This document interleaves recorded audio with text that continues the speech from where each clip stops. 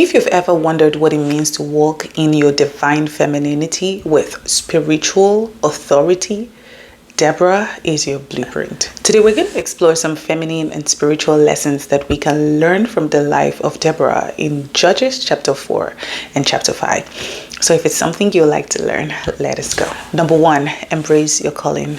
One thing I love about Deborah is that she wasn't trying to be anyone else. She knew who she was. As women, it is important for us to know who we are. Now, it is easy, especially in this age and time of social media, to be tossed around like the wind from left to right. Oh, this is who I am. This is who I want to be. As a matter of fact, a lot of people don't even know who they are. Okay, but Deborah knew exactly who she was and she stuck with it. She knew she was a prophetess and she knew she was a judge and she stopped with it. And the lesson we need to learn here is embrace your calling without apology. And this one is speaking to me too. Listen, God does not need you to fit into a mold. God does not need you to fit into the mold of what the society thinks you should look like. He needs you to be obedient. So what is that thing that God has placed in your heart? What is that calling that you know you're sure of, that God has called you to do?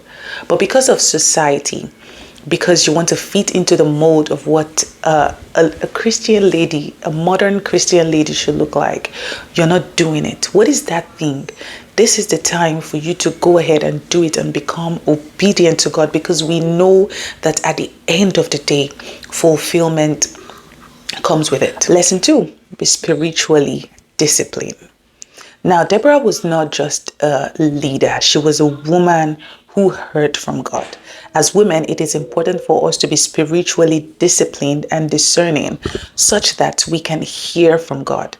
The thing is, God always wants to speak with women, but the thing is, we're always too busy comparing ourselves with other women, looking at other people to hear from God. We're doing that too much that we're finding it so hard to hear from God. It is important as women to make time for prayer, worship, and the word. Make time to spend time with God so that you can hear from Him and listen to Him for the blueprints for not only yourself, for your family, for your children.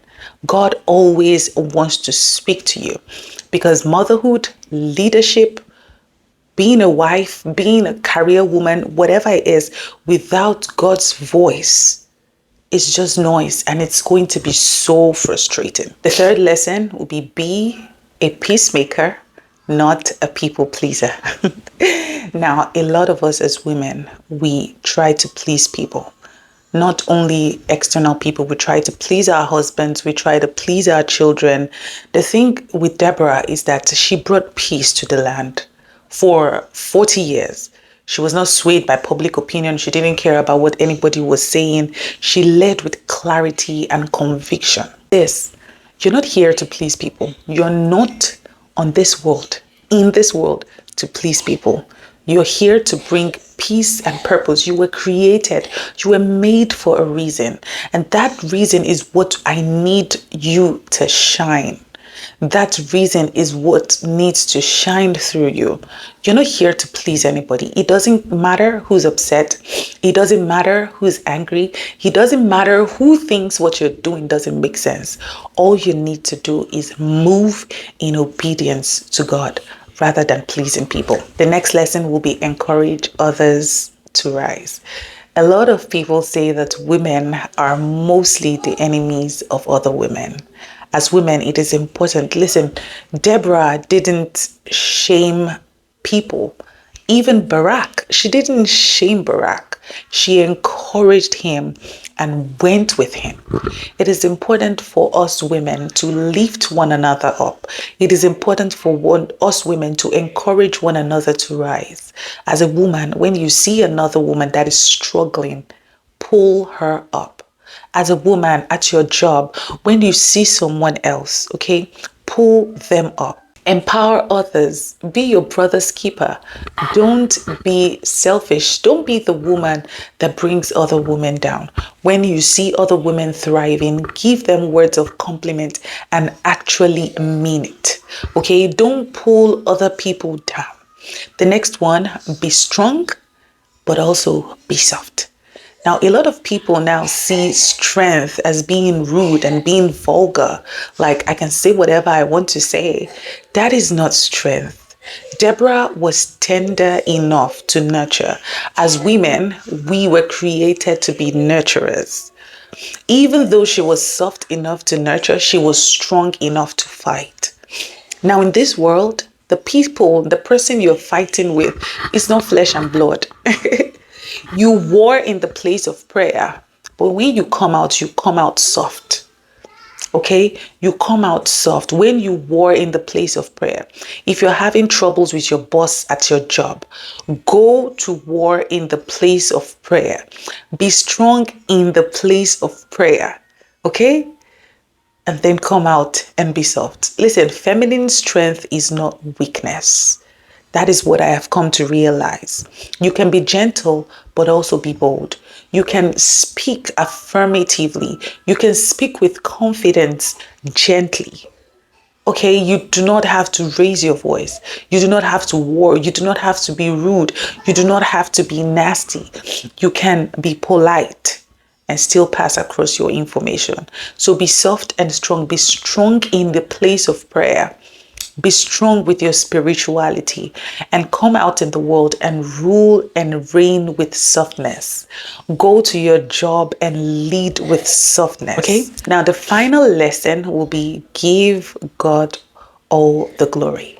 You see, after every battle, Deborah did not boast.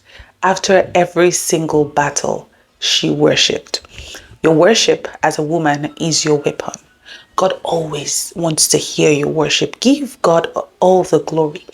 Every win, every success, every breakthrough, every testimony, give it back to God because He empowered you in the first place to get all of those things.